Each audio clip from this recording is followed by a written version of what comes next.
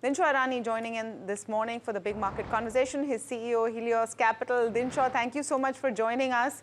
You know, you're joining the people who are not yet on or not going to go on Christmas break. I'm sure you are after this. But meanwhile, nice enough of you to come in and tell us what you think about the markets. So this slow space anyway, or the slow pace considered and expected in the last week of trade. But what do you think 2026 is looking like for you?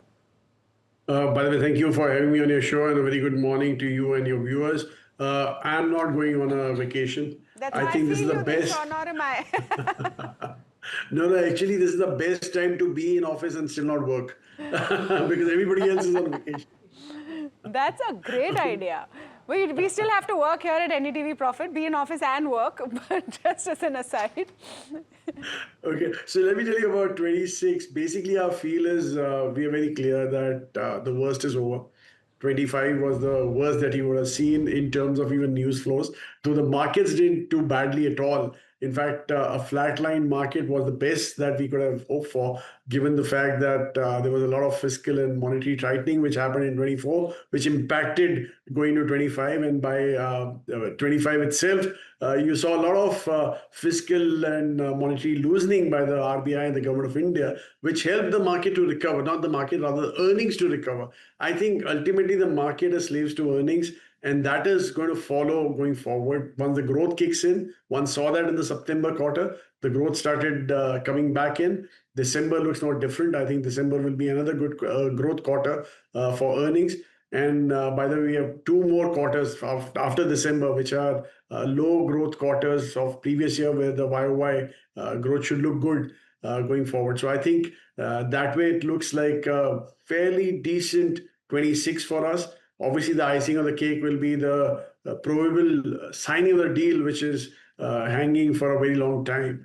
The tariff deal I'm talking about. So I think that's the final move that the market needs to push. The market needs going forward. Yeah, okay. So, you know, I think that's heartening, Dinshaw, that worst is over. And what's going to turn around perhaps is the expectation. I don't think the street has collectively waited for anything as much as we waited for the India-US trade deal. And I wonder, when it comes, will it be a bit of an anticlimax? Considering that the wait has been so sustained on the other hand, and what is the best case scenario it really brings in? So I think basically, what the market is building in is at least 25% additional penal duty that was applied on India to go away. I think that's what the market is probably building in today. Anything after that, the regular tariffs of 25%, which were initially announced, if there's any cut in that, I think that will be taken very positively by the market. And I don't see any reasons why we shouldn't be lower than that 25%. We've done everything that we could have possibly done, stop the supplies from Russia. We're a fairly friendly nation. We're doing FTAs with other countries. So I don't see any reason why we should be treated differently by the US as such. So my feel is that anywhere between 10 to 15% is what the tariffs should look like going forward. And that should be a very big positive for the markets. Right. Dinshaw, good morning. Hiral on this side. Now, you're talking about a market which could probably be positive from here on. So if you have to look at 2026, would the revival be in the broader markets pretty much evident and sustainable if you have to look at mid caps and small caps? And is that the space where the steam will be? So here's the thing about mid and small caps. Actually, the underperformance that they've seen vis-a-vis the large cap is probably at a 5-year historic low that one has seen. And frankly, I mean, our belief, in fact, we launched our small cap fund in November.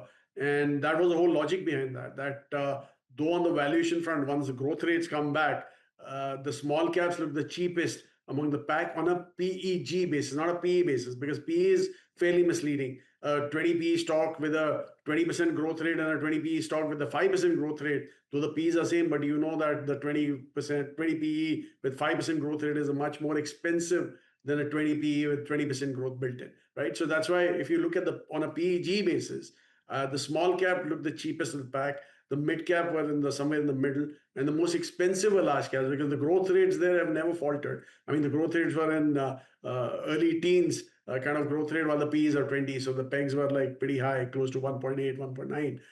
So that's why we believe that from here on, the real steam should come from the push should come from the mid and small cap. And one has seen that every time the market is in a recovery phase, these are the two segments which do far better than the narrower indices, the large cap indices as such.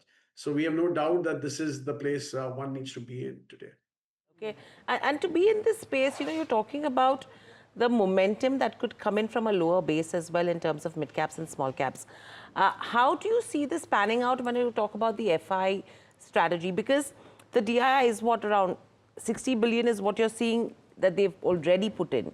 If you're talking about FIs, they have been probably taking out money, 25, 30 odd billion is what they've already sold. What will get them to come back to the Indian markets? And if they do, will you see that roaring rally when it comes to banks, IT? Because that FI comeback has always been a financials and IT story. Right. So here actually the 25 odd billion dollars that they've been selling is mainly in the secondary market. If you look at the primary market data, they bought roughly around 10 plus billion dollars. So actually they've been going in when the deals are available as such. So I think that's what they're waiting for. And frankly, I mean, when the growth rate comes in, that's when the deals start coming in. As in, that your the big story is coming by, and why they move out was mainly because of obviously the low growth rates and high valuations. Today, those things have reversed. In fact, the premiums that India commands over the EM emerging market also have come off quite sharply. And I think that is what is exciting them. By the way, if you look from October onwards, India as a market has been outperforming the EM market. I think these are the things that they track quite on a constant basis. And obviously, they'll be also looking at India. And you've seen a trickle coming back. You haven't seen a wave coming back in terms of FI flows, but you've seen a trickle coming back. I think the basic, as I said, one proof would be that the December quarter earnings sustains. And obviously, the biggest push for them would be the deal. If that happens, I think they'll be coming on board fairly in a large way. Okay, thank you so much, Dinshaw, for speaking with us and joining us this morning. Dinshaw Irani, wishing you a very Merry Christmas and a Happy New Year. And relaxed last couple of weeks in office as well. Why not? Maybe it's the best way, and maybe not the best time to travel either when everyone else is. So great to have you on the show as always. Wish you and your viewers and your team also a very happy season's greetings and Christmas and New Year. Yeah.